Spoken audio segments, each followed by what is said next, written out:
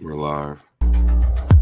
Bones, culture of thrones, set ablaze by the majority. Tired of complacency, ready for the anarchy, cause what's left to lose? Everything is lost. Time to turn to the new. Stand in your ground, hold it.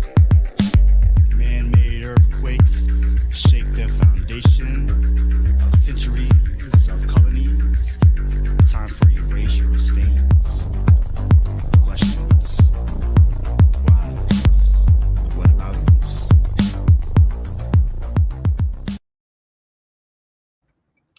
Good evening, everybody. You are tuned in to the Leon Block. We're bringing you something special tonight that we are gonna do on a weekly basis, every Wednesday at 6 Central. We're gonna be doing a podcast called Wrongfully Convicted. And with me tonight, and probably most Wednesday nights I have with me, is Marvina Haynes, who is the founder of Minnesota Wrongfully Convicted Judicial Reform. Also, she has a brother, Marvin Haynes, she is fighting for as well, who is wrongfully convicted. And it's such a pleasure to have you here with me, Marvina. And we also have Bud, who will be, I think something happened. Hopefully he comes back. But I want Marvina to go ahead and let people know who you are, Marvina. Hello, everyone. My name is Marvina Haynes. My pronouns are she, her. My organization, I'm the founder of Minnesota Wrongfully Convicted Judicial Reform. And as Chaz said, I also have a brother who has been wrongfully incarcerated for the last 18 years. So we started using our voice to advocate for not only my family, but other families who are currently wrongfully incarcerated or totally innocent. No, and thank you, because you do such amazing work, and not even just with wrongfully convicted, but also as well for people that are out here on parole and probation, and fighting for them as well, because they're voiceless as well, because people think that they're on parole, or we say that we want that second chance. America is so about that, giving people second chances, but when it really comes down to it, we realize that that second chance in life sometimes is a lot harder to achieve than what it really looks like. And we've experienced that with just situations here in Minneapolis with, there's first of all, before we even get into a conversation, let's introduce Mr. Bud Whitehorn, and tell the people who you are. How you doing, everybody? My name is Bud Whitehorn. I'm in Rochester. I'm a community liaison here in Rochester. We created this position back in 2021. Somebody to represent the African American or the Black community in Rochester, to bridge that gap with altercations with the Rochester Police Department, and also to engage and create relationships to tackle the community problems through advocacy. Also co-founder a group called Community Engagement Response Team, CERT, as well.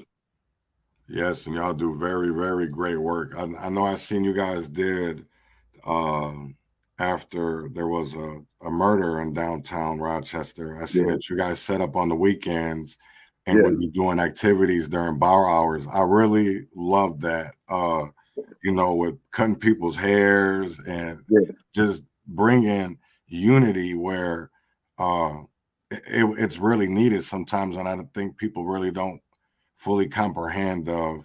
Yeah. So what we did, somebody was murdered downtown in the summer of 2021, and we formed a group of volunteers that are of influential individuals in the community. We had people that was coaches. We had people that used to be in the streets, ex-gang members, and people, some just old school teachers that had influence through different areas. And we formed a team. And our mission was to shift the culture. The culture of, like you said, to create unity. Instead of, that guy got killed downtown from a dice game. So what happened was, instead of somebody it started with an argument. And instead of somebody trying to break up, or, at that point, they could have tried to intervene. They didn't say anything. And then it got into a fight. They didn't break the fight up. Instead of breaking the fight up, they pulled the cameras out. So this is the culture we're dealing with right now. You don't want to intervene. You don't want to break the fight up, or you don't want to create peace. You rather stream it on social media and make and ridicule it. So we went down there to shift the culture and bring love back into the community. We was going down there every Friday and Saturday night for 4 months in 2021, from the end of May until September. And we went down there to shift that culture and create relationships and pretty much keep the police out of our business, to police our community ourselves, and also show the police how to police us. And I thought we did a pretty good job. There was no arrests. There was and what we found out is that the police was able to stay out of our way, and they were letting us do our thing, man. And shout out to Rochester Police Department for understanding that it's gonna take us to save us, and be willing to try something different. So it was a lot of times that a lot of the business owners that they didn't understand what we were doing gave us a little pushback. They was able to step in to let us stay down there. It was a lot. It wasn't easy, but out of those 4 months, we stopped a lot of possible sexual assaults. We broke up a lot of fights. We broke up a lot of different situations where somebody could have got hurt. And at the end of the summer, what we found out is that people started mimicking our behavior. So we felt like mission was accomplished, so we didn't have to go back.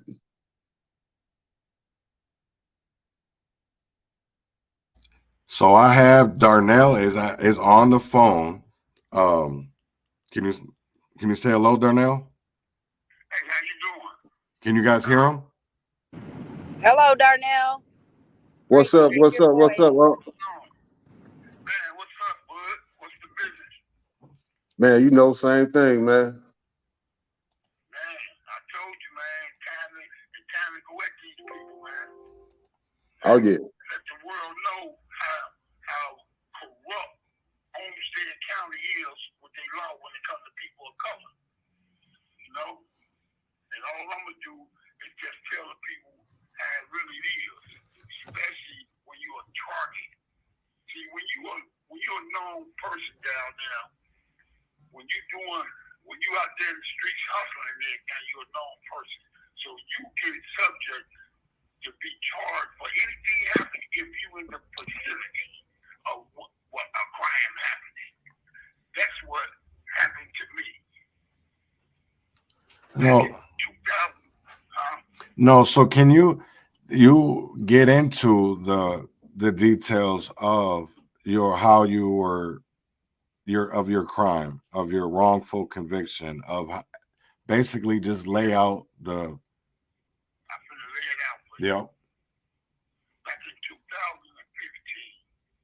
I went to this place called the River House to look for a room because I had just got out of prison in 2014 of November.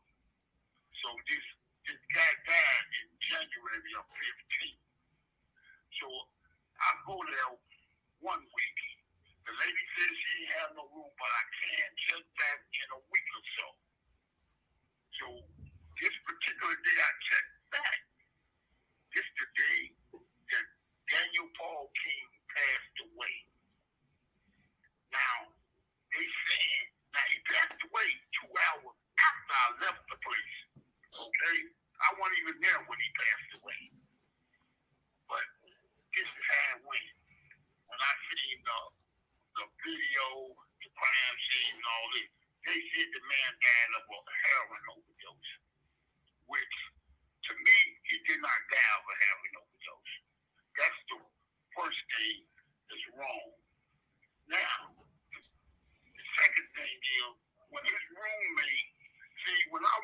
walking up to the place, his roommate was walking in off the street.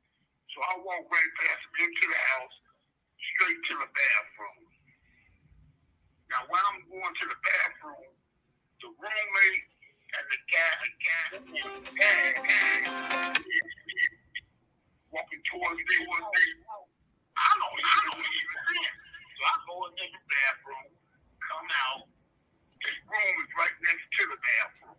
So I happen to, when I'm coming out going past, I look in, see Dan standing there. I go in and ask him, is the lady there who's been doing it? He said, no. I said, man, it's been a while since I seen you, and left. That was at 4:03. I got there, 4:06, I left there. Going by my business, I'm gone.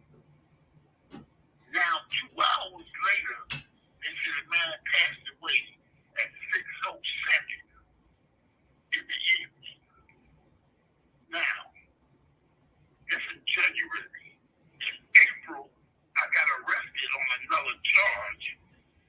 The police come see me in jail. Ask me, do I know this guy? I said, yeah, I know him. Then they say, well, he died of an overdose. Did you sell him some heroin? I said, no, I ain't sold him no heroin. And that was it. Now, they don't come bother me no more until the March 4th of 2016. Now, let me tell you about that. They don't send, okay, if you look at the crime scene, you will see they got a spoon, they got a cotton in the spoon, they got some type of brown powder on the table, and then they got a needle on the floor with some reddish liquid in it, both in blood and water. But what they don't have at the crime scene is a lighter and water. If this man supposed to shot some dope, you're gonna need that. The spoon looked brand new, so it wasn't burnt or nothing. The cotton looked brand new, clean, white as snow. Now, the roommate, he gonna say when he called 911 and told the dispatcher this, I just got home and I found my roommate unresponsive. So he said he don't know what happened. He don't know nothing. He just found him unresponsive and gave a phone to another resident in that place. But 2 years later, all of a sudden, I take the police and the investigator and the prosecutor get with them. They concoct this story. They said the man told, the roommate said his name is McGuire. McGuire said that Dan told him, oh, I feel good. I just did some heroin. And that was I met with my guy. He never said he met with me. He never met with my guy. That was him in the room. And I did some heroin. And how could that be when you just told the dispatcher, you don't even know what's wrong. You don't even know what's going on. But not 2 years later, you gonna say the man told you this? How can he tell you? He dead. You know what I'm saying? So that was the first lie did. Now, the crime scene. If you get the crime scene report and other interviews, you will see this officer named Officer Travis Ricky. He gonna tell McGuire that, hey, you ain't got to worry about me. We got your back, and it's imperative that he get charged with this case. What do you mean by imperative? Now, this is before I got anything to do with this. They don't even bring me into this place until the next year. This is when they introduced me into this. You know, because when they looked at the surveillance video, it showed me there. Right. 2 hours before this man died. So now they putting their little scheme together. But if you look at the police report, this guy named David Michael Lambert said that him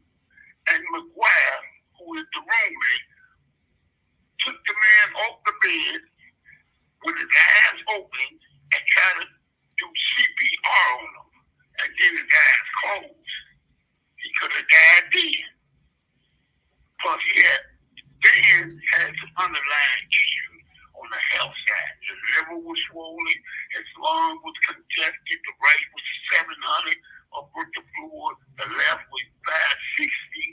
So he had some issues, a tumor on his liver. So the man had some issues. Now, me and my brother, we did this. I did a three-way, and I told my brother to call the coroner's office. When I called the coroner's office, I told him that I was some kin to Dan. And I like to know, they say he died of a heroin overdose, but I want to know what he really died of. She said, no, he died of cirrhosis and pneumonia. I'm like, what? So I tell my lawyer this, and they don't do nothing about it. They don't do nothing about it. So now I go to trial.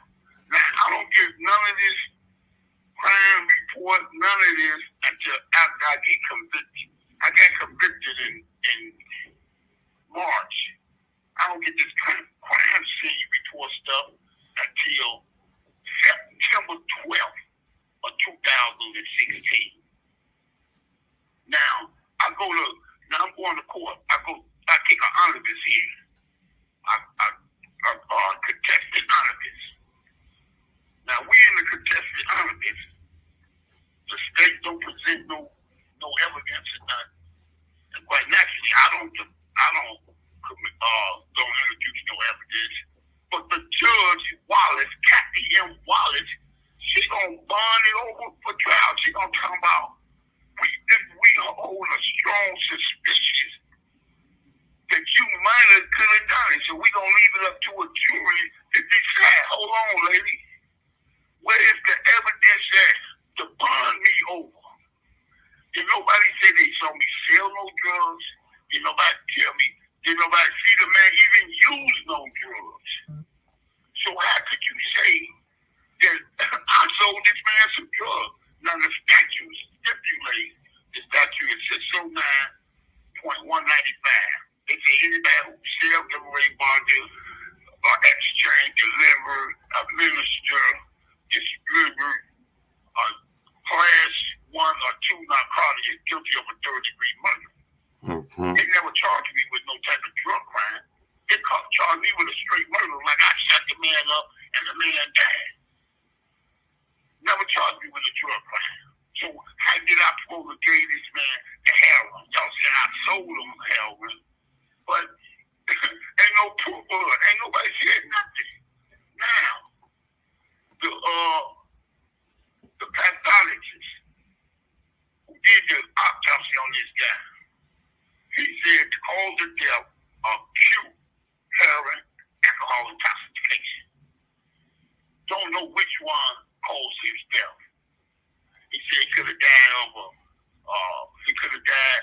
alcohol poisoning. Just as well he could have died of some heroin. But it wasn't even a legal dose of heroin in his system. See, what they fail to realize is when you're a heroin user, you're going to have metabolites of morphine in your system from days ago. That's why when he said 1 month is a poppy seed in his system, because the man didn't do no drug. He didn't do that heroin, what is supposed to be heroin, in the room. And do you know when they tested that stuff? 14 months later. They didn't test it at the scene, because if you get the crime scene report, you will see that this officer named Brian Rosell and William Cartel, they don't say that they have no nit kit to test whatever that stuff was in that room. Right. So they don't test this stuff till March. You have 1 minute remaining. And they arrested me March 4th of 2016. Who knows what they sent to the BCA? Who knows? Don't nobody know. And on top of that, the police who came there first, who say he took the man off the bed and started CPR on him. But the man had a blanket over him. But he don't know how the blanket got on him. How body off the bed by yourself. Well, the man was 6'1", 217 pounds. By yourself. Because he didn't take him off the bed. The roommate and this guy named gave his answer. Hey, this phone for the call. Yeah. Call you back? Yes, sir. Can you? Yep. Okay. Yep. All right. I'll be waiting Thank you for using GTL. So we're gonna have Mr. McDaniels call. He's gonna call back.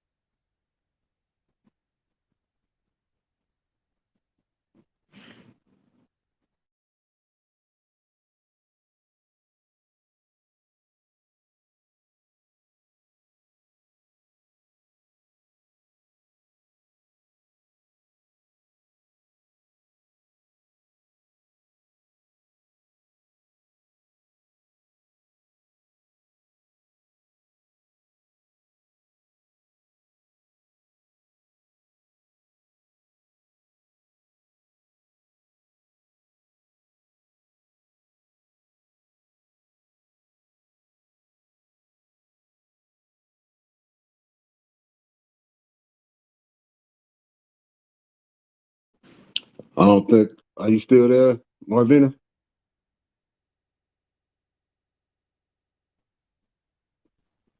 I'm still here. Oh, okay. Oh, okay. I didn't know if it was something wrong with the sounds or what. Didn't know if it was my connection or not.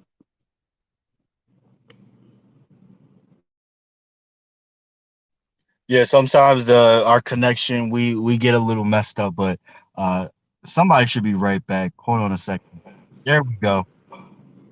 Okay. Who's jumping back Okay. in? Well, I'm so sorry about that. I don't know what just happened. It's independent media. This is what happens, man. It happens. So we have Mr. McDaniels back on the phone, and I just had one question before you continue: is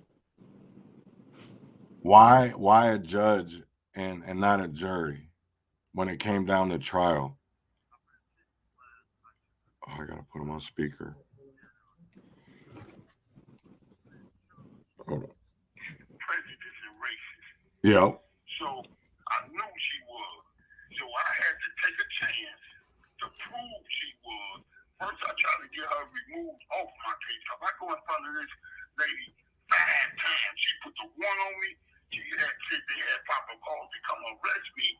I had to go to a pre-trial in front of the trial in front of, and I think a bail reduction here. All this in front of this lady. So what the Constitution said, 26-4-3 said I can remove a judge at call. I don't need no reason. Long as I do it before a trial date, which I did, but the chief judge at the time, Jeffrey Thompson, wouldn't allow me to have her removed. So that's, so I take it, and another reason I took a bench trial is this too. In 2005, they did a several things on me. They would set up, somebody told me they could come buy some drugs from me. Okay. So they set up a sting. So when they set their sting up, when they CRI came, he never approached me, never said nothing to me, nothing, and bought some drugs from a white female that he didn't know, that didn't nobody tell him to, and all this and that. Another setup. So 7 months later, they come arrest me, said, I got a conspiracy and a conspiracy to a 3rd-degree sale. I'm like, how's that? Who I sold some drugs to? Nobody. When you look at the film and everything, and when I went to trial, I took a 12-person trial. That's why I don't trust Olmsted County, period. 12 Europeans, they looking at this video, they seeing this man bag drugs for somebody else, going about their business. This girl don't come with me, this girl don't leave with me, nothing. And then they don't even arrest the person who sold the drugs. They come arrest me and give me 51 months in trial.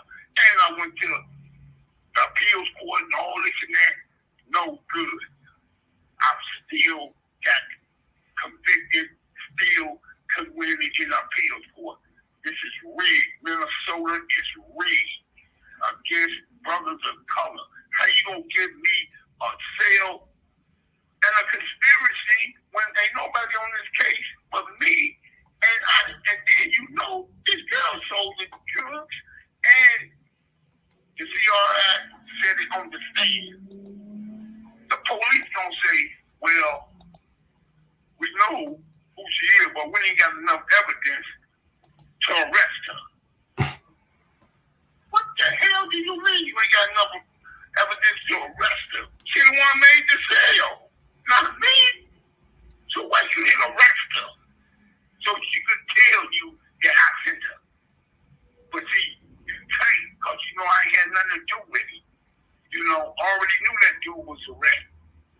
So I didn't mess with him. They had some updates. They set it up again. So I took that 51 months. And I was like, all right, I'm going to have to figure out a way how I'm going to get them back. So they just did this to me again in 2016. This time I said I'm going to take a bench trial because they got to go by the law. Right. You understand? The jury's they could go on their feelings and emotions, but the judge got to follow the law. And she did not follow the law because she used to be a prosecutor, and she was doing the prosecutor's work. That judge, folks, listen to the fact. Now, if you look at that video, if you listen to that 911 call, and if you read the police interview of the night they questioned, how could it be that you're going to arrest me? Because I'm a drug dealer, but everybody else in this house, you don't arrest. You don't arrest me for a year later. So a year later, but how? You folks have evidence. You folks have a person saying, I saw him sell it to him. I know what he sold it to him in. I know how much he paid. All this to get a third-degree murder charge on me. They didn't do nothing. The only witness said, I ain't see him buy no drugs. I ain't see him use no drugs. Because you know what, Chad? The man didn't use no drugs. But he didn't die off a heroin overdose. And see, that's what I want to get into more, because you were never charged when it came to the overdose with sales. No. Just with the death. They convict me of my past. All they were talking about was my past, and I ain't even take no stand. They hit me with a hearsay, and they convict me on some sprinkle. Yep, I was just looking at that. Two things didn't even further introduce against me.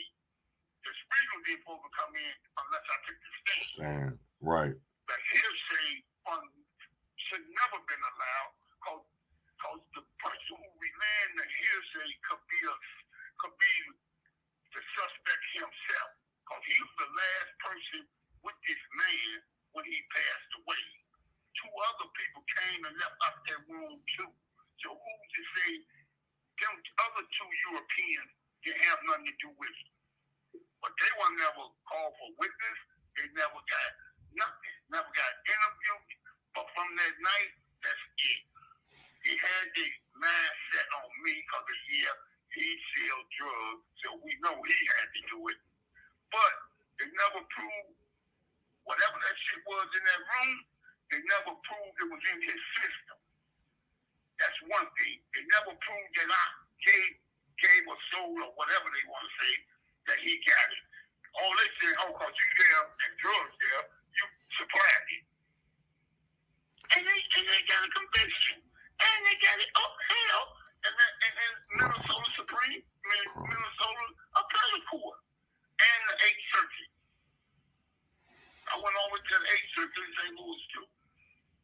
That's why I told my friend, I'm glad one of my friends down here put me on my visa, and I told her I got to take this to the streets. I got to put this out in the open to let people know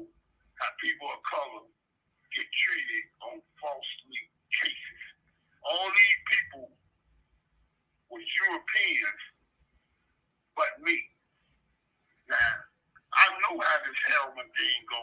I know how this overdose act. I saved 6 people from dying, and they was all Europeans. From dying of overdose. So I know. And so nobody see this how it go. When you shoot dope, and if you're gonna overdose, you're gonna overdose right where you shoot your dope at. The needle gonna either stay in your arm or fall out of your waist on the floor by your feet. It ain't gonna never be 10, 11 feet away from you. You not gonna stand up and talk and do all this and that when he said that man's going acting crazy, running through the house, yelling and all this and that. You don't do none of that. None of that. Because the drug is going to your heart, and when it hits your heart, if you're not strong enough or whatever, and they don't catch you in time, you die right there. You don't come in and say, oh yeah, I'm gonna go lay down, take a nap, and then you leave all your drugs on the table. Yeah, that just don't seem right to me either. Right. And the roommate, the room is looking like a jail room. There's 2 beds in each room. Okay. What he said was, and there's a desk with the TV on it. He said he was watching TV. Now the only chair in that room, if the crime scene photo, the only chair in the room is over there by the roommates in front of the foot of his bed. So if the man was at the desk, he said he couldn't see what he was doing because it looked like he was writing something down. How could you be shooting dope, writing something down? It looked like you writing. You got to angle yourself to get to the vein in your arm to shoot up. Now, they found a little prick, a little pin in his finger. They're trying to say he shot the dope in his finger. Ain't no pain in his finger. Don't no expert shoot no dope in no finger. Don't nobody do that. That's 1,000 dope fingers, and I'll tell you this. Right. Don't shoot no dope in your finger. You know? So, if you look at the crime scene, the only chair in the room is over there by the roommates. So, how could he be at the desk doing something when the only chair is over there by you? He had to be sitting over there by you. You understand? But you don't see no drugs. You don't see none of this until you come back from calling 911. Then he gonna say how he saw it. It was some paper or something on the desk, and he got to moving around, wondering what happened. And then that's when he supposed to spotted the drugs. So I know you sent a lot of this to Marvina, right? Yeah. So okay, this is what I want to do. I want to do another interview with you. Not even, and it won't even, we're not even a part 2 of this, because I want to be able to show people exactly what you're talking about. So, because from what I'm understanding and what I'm reading and what you're saying, you should not be behind bars right now. You should not be incarcerated. This is what I'm saying. So, I didn't do nothing. My past what got me here. and I was a fall guy. right. They used me as a fall guy on some shit that either them roommate and his buddy called this man death, or the man died or other complications. That's why I asked my Marvina to set me up a GoFundMe where I could get an independent person doctor to look at the cause of death and try to get a lawyer, because I've been straight railroad. They gave me 13 years for something I ain't do. Right. This is the second time they hit me up, with no evidence on me, but they hit me up twice on this. I can't take this one way down. No, and you know what's crazy is I totally understand of being, somebody from Rochester, up in that area. And I know how they come at us. And what I mean by us is we have that jacket. And if they ain't gonna get us on something, they're gonna get us on something. Yeah. You know what I'm saying? So I definitely want to help any way that I can. what I want to do is I want to get everything that Marvina has, and I want to be able to show it and especially like the picture, so people get the picture and not just see it by your words, because Right. That's what I was telling my Marvina. I got to show them what I'm saying. right, What I'm saying, I got to show them so the people could see this. They ain't gonna believe it. They just hear me say it. Show this to them. That's why I told Bud to turn over the crime scene photo, the 911 call, the ambulance. When they say they didn't do nothing to help this man because he was already gone with the police trying to say they try to run the help, which they did. You have 1 minute remaining. If you get all that, then we can walk through this. yes, So I got railroad. I do want to walk through this. So give me a couple of days. I will get up with Marvina tomorrow. Call Marvina tomorrow, and we're gonna set something up where we'll walk through all of this and to be able to show the people. So let's set that up. Let's do this. I will get all of that tomorrow from Marvina. And we will touch base, brother. Thank you so much. And Man, thank you for even listening, because this is the truth. We're going to expose these people, man. yes, we nonstop. I will be working on this. So you got me, you got the viewers, you got Bud, you got Marvina. So, and I know there's Audrey Robbins is on here. There's some other people that said tell you that they loved you. Thank you for using GTL. So I do want to be able to walk through this because what I heard is an injustice. And just looking at what I could find online from the appeals, I have a lot of questions that obviously have not been answered. Yeah, Chaz, this has been a tough one, man. He was convicted from everything they have is circumstantial. Everything they have no power, no straight evidence, anything. He really was convicted by his background. So this has been a tough few years for him, man. And they really had nothing, absolutely nothing. And the paperwork that I'm gonna send out and point out all the misconduct and all the everything that they failed to. I don't know if he answered. You asked why he didn't take a jury trial.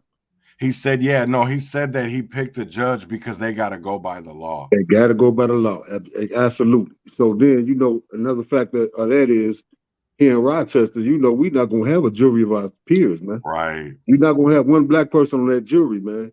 And that's been happening way too often here in Rochester. So our best shot is to take the bench trial.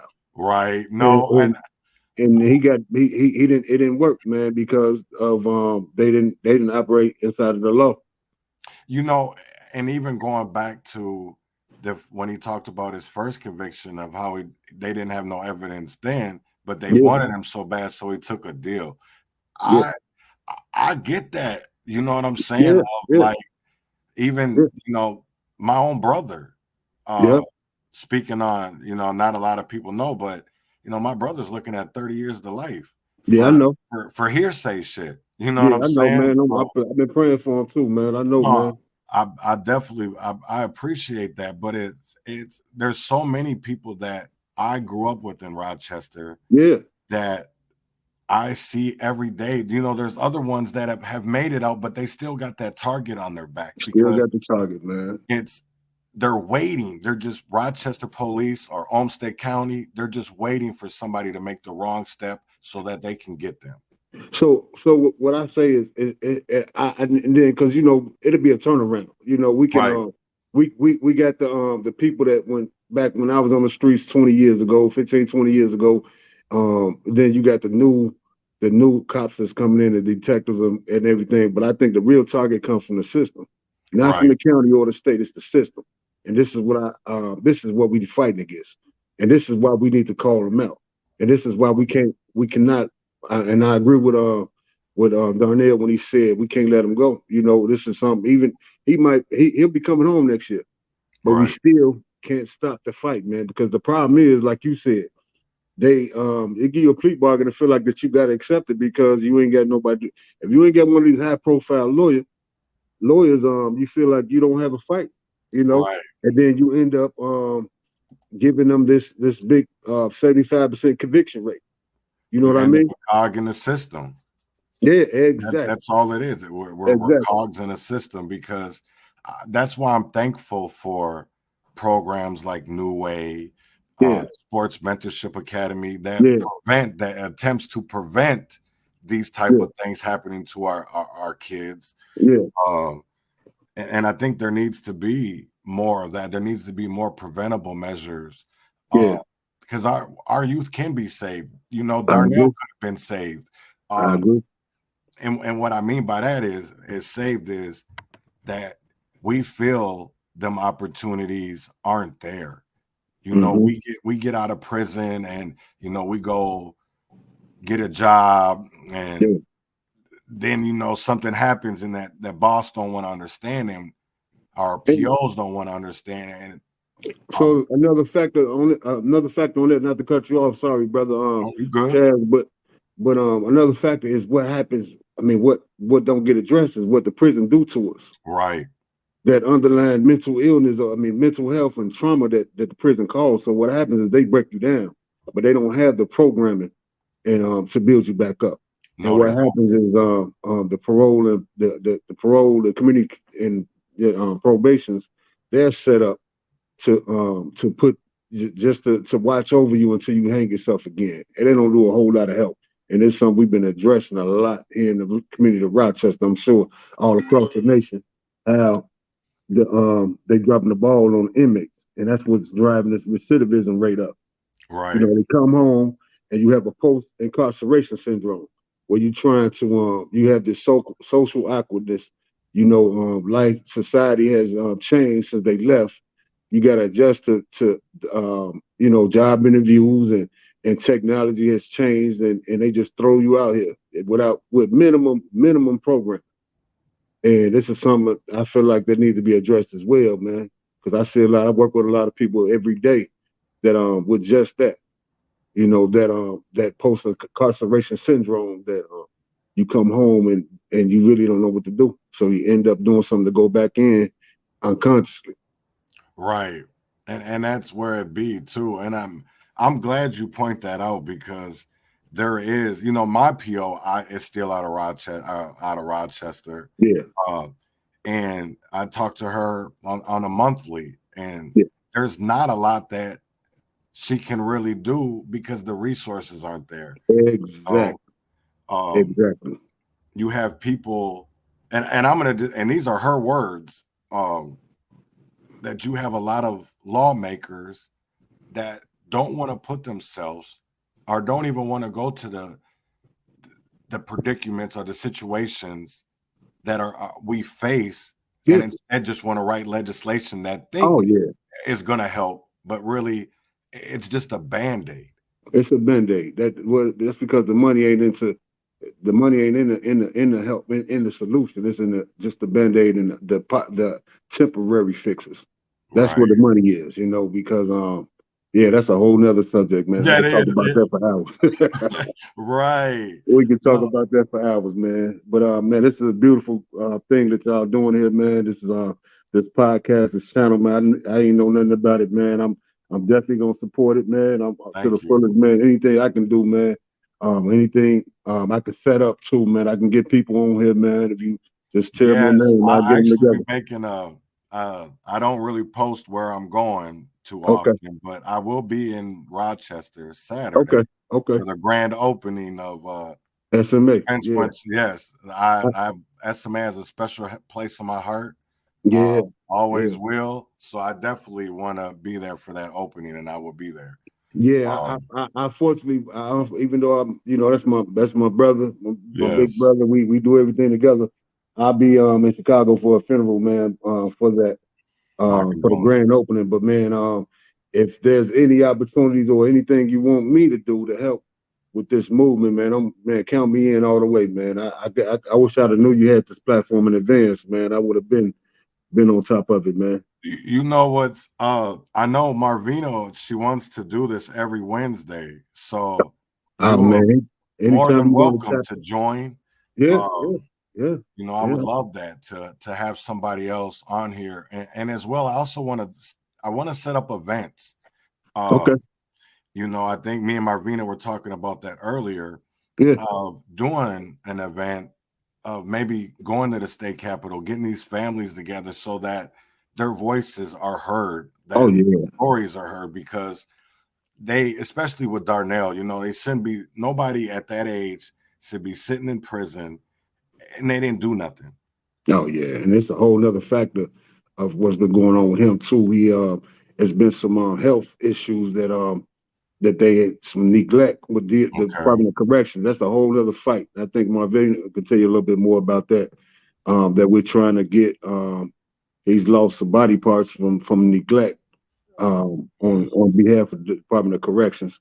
So that's a whole other fight as well. But he's just been. I agree with you, man. You know, at this age, um, he's being convicted for something that they had no. I mean, they had nothing.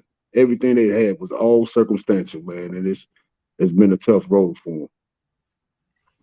Really tough, man. But yeah, man, I appreciate you having me, man. I'll be here every Wednesday, man. And if you know, if you think of somebody that, I mean, if you want to have conversation with some legislators, some senators, or whoever, man, you know who down here.